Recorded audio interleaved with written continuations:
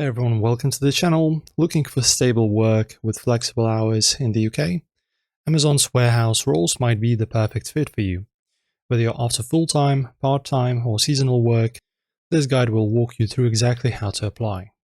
So my friends, in order to apply, go to this website, jobs.amazon.co.uk. This page lists the warehouse and fulfillment center roles available across the UK, like in London, Manchester, Bristol, and Birmingham. The locations can be available at these websites.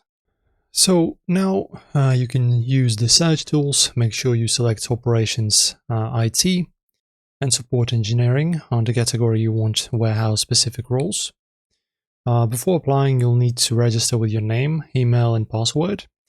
Once logged in, you can save job listings, track applications, and upload your CV. After that, you just click on Apply Now. As you can see, you just find a job. And as you can see, there's this button, Apply Now.